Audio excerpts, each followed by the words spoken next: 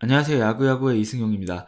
한국은 잘 모르겠지만 북미는 이제 많이 팬과 팬 사이의 그런 티켓 교환 사이트들이 발전을 해서 대부분의 티켓을 이제는 티켓 마스터나 박스 오피스에서 구입을 하는 게 아니고 비비드 쉿이나 스타팝 같은 사이트에서 다른 팬이 가지고 있는 티켓을 구매하는 그런 형식이 발전이 되어 있습니다. 2010년대 중반부터 이제 그렇게 돼서 이제는 대부분 그런 식으로 바뀌었는데, 이 얘기는 이제 나중에 또 다른 영상에서 하기로 하고, 저는 그래서 이 사이트에 가서 가격을 체크하는 거를 좋아해요. 마치 주식이나 비트코인처럼 가격이 수요와 공급에 따라서 올라가기도 하고 내려가기도 하고 굉장히 흥미롭습니다.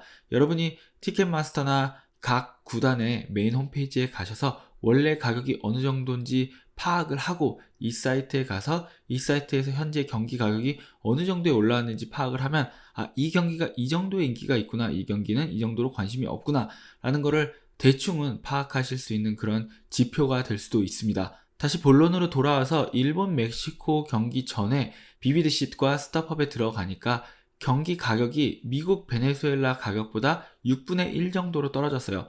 가장 가격이 저렴한 스탠딩 티켓이나 3층 티켓의 경우 미국 베네수엘라 경기는 8강이었음에도 불구하고 100불보다 조금 더 높은 때에서 가격이 형성이 됐는데, 일본 멕시코는 17불, 18불에 가장 저렴한 티켓이 나왔습니다. 물론 1층 티켓으로 가면 가격이 이제 비슷해지긴 했지만 가장 저렴한 티켓의 경우 100불을 조금 넘는 가격과 17불, 18불대의 가격이 형성이 되면서 미국 베네수엘라전에 비해서 6분의 1 정도로 가격이 이제 형성이 됐습니다. 물론 오해는 하지 마시기 바랍니다. 일본이나 멕시코 팬들이 그만큼 관심이 적었다가 아니고, 아무래도 멕시코 팬들은 서부에 주로 몰려있다 보니 애리조나에서 열린 조별 경기에선 화력이 대단했지만 플로리다까지 온 팬들이 그렇게 많진 않았다. 그럼에도 불구하고 경기장에 가서 멕시코 팬들이 정말 많이 왔고, 멕시코 팬들 또한 경기를 즐기려는 그런 자세를 보여줬습니다. 일본 팬들 같은 경우도 제가 일본 팬들을 굉장히 많이 만나서 많은 이야기를 나눴는데, 일본 팬들 같은 경우도 북미 전역에 있는 일본 팬들이 모였고, 일본에서 또 직접 비행기를 타고 이 경기를 보기 위해 오신 팬들도 정말 많았지만 그럼에도 불구하고 경기장을 다 채우기에는 역부족이었다, 요런 이야기를 드리고 싶습니다. 이제 공급과 수요에서 수요가 그만큼 떨어지는구나, 마이애미에서도 드디어 매진이 되지 않는 경기가 나타날 수도 있구나 라는 이제 걱정을 하면서 현장에 갔는데, 현장에 가서 저는 꽤나 놀라운 광경을 목격했고, 어쩌면 영화 같은 광경일 수도 있고, 이래서 WBC가 어느 정도 완전하게 정착을 하기 전까지 메이저리그 사무국이 마이애미나 애리조나 같이 스프링 트레이닝을 하는 장소 근처에서 최종 토너먼트를 하려고 하는구나 라는 걸 느낄 수 있었습니다.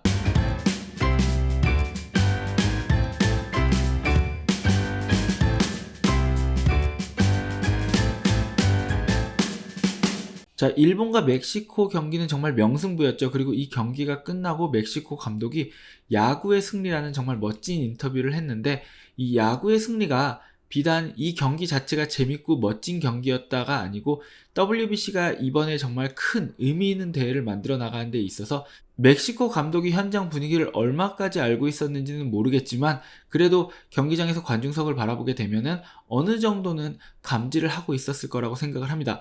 그래서 제가 갔어요. 걱정을 하고 갔는데 정말 놀라운 광경이 펼쳐졌어요. 경기 입장이 시작되니까 일본 멕시코 팬만큼이나 정말 많은 수의 베네수엘라, 도미니칸 리퍼블릭, 콜롬비아, 심지어 콜롬비아 팬들도 진짜 많이 왔어요. 푸에르토리코, 이렇게 캐리비안이나 남미 대륙에서 북부에 위치한 나라들의 야구 팬들이 직접 찾아왔습니다. 그리고 또 눈에 많이 띄던 관객들은 미국의 백인 관객들, 스프링 트레이닝에 자기 팀을 응원하기 위해서 휴가를 내고, 저처럼 휴가를 내고 찾아온 그런 백인 관객들이 1시간이나 1시간 반 정도가 걸리는 거리를 차를 타고 와서 WBC 4강전을 보기 위해서 이 경기에 등장을 했다는 겁니다. 이 사람들도 아마 저처럼 스타팝이나 비비드 쉿을 보고 10몇 불, 20몇 불 혹은 30몇 불 정도면 내가 WBC를 경험할 수 있는 좋은 기회구나 하고 찾아왔다고 생각을 해요. 여러분이 여기서 생각을 하셔야 될 것은 이 마이애미 홈구장인 론디포 파크가 리틀 하바나와 인접해서 위치를 해 있고 접근성이 굉장히 떨어집니다. 버스는 다니지만 자주 다니진 않고 지하철 같은 게 있지도 않아요. 그렇기 때문에 10중 8구 차를 타고 와야 됩니다. 근데 차를 타고 오게 되면 가장 저렴한 파킹 가격이 40불 플러스 텍스예요.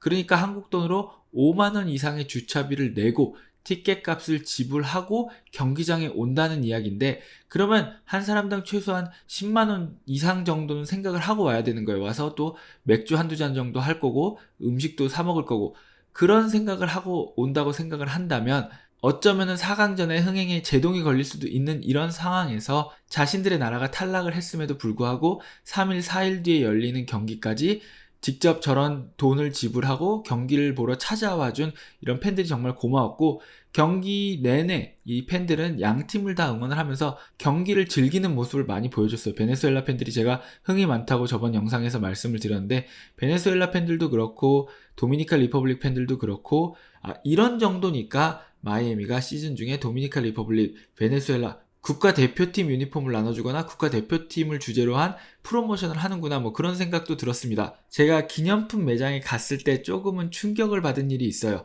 기념품 매장에서 아직도 콜롬비아, 베네수엘라, 도미니카 리퍼블릭, 쿠바 이런 나라들의 기념품들을 계속 파는 거예요. 도미니카 리퍼블릭, 푸에르토리코, 베네수엘라와 같은 나라들이야 예선부터 이쪽에서 경기를 했으니까 아직까지 기념품을 가지고 있었다고는 하지만, 콜롬비아는 애리조나에서 경기를 했잖아요. 그럼에도 불구하고 콜롬비아 기념품들도 많이 팔고 있었고, 진짜 충격을 받은 건 호주랑 이탈리아의 모자와 기념품 티셔츠가 있었다는 거예요. 철저하게 자본주의인 이 미국에서 호주와 이탈리아의 기념품이 있었다는 얘기는 이렇게 전시를 해도 될 만한 충분한 수의 사람들이 그거를 사고 요구했기 때문에 있었다고 생각을 합니다.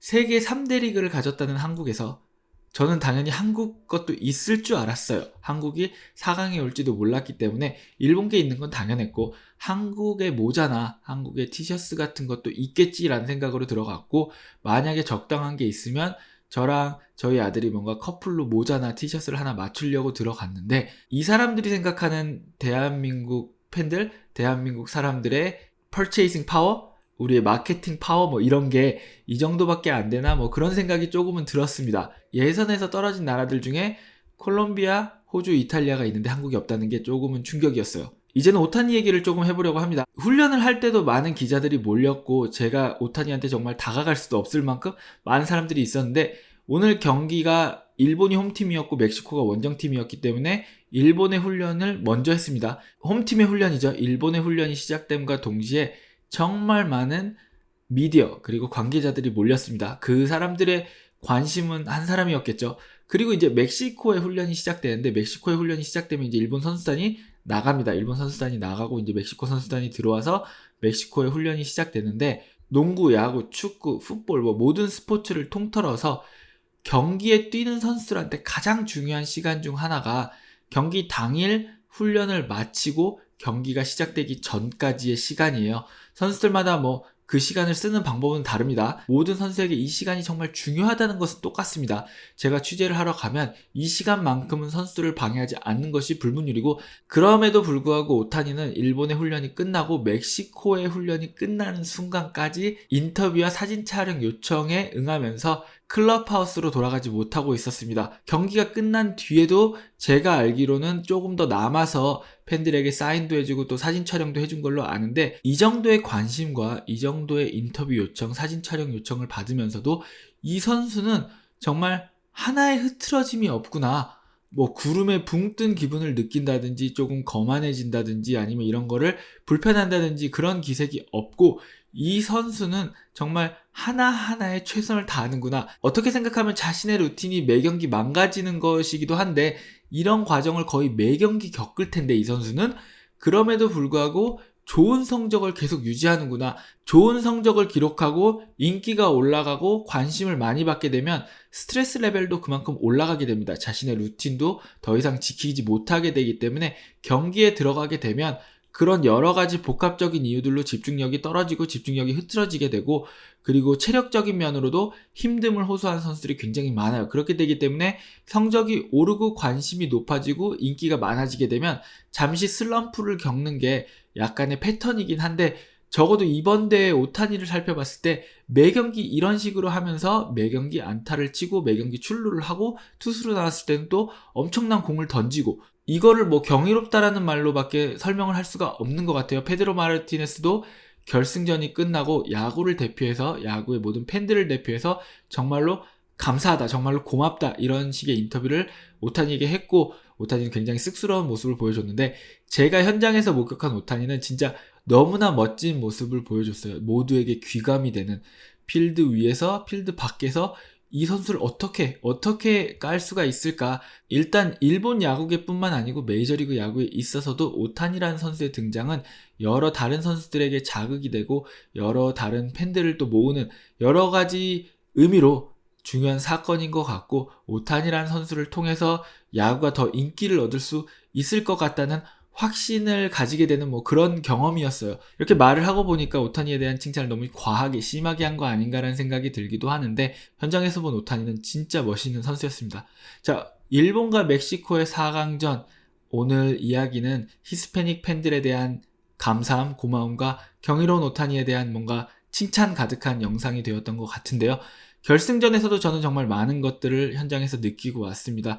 결승전에서 제가 느낀 점, 그리고 WBC가 왜 성공인지, WBC를 왜 성공이라고 이야기할 수 있는지에 대해서 또 다른 영상으로 찾아뵙도록 하고, 빨리빨리 영상을 올린 다음에 시즌 개막에 맞춰서 다시 시즌 이야기에 집중을 하도록 하겠습니다. 지금까지 야구야구 이승용이었고요. 시청해주신 여러분 정말 감사합니다.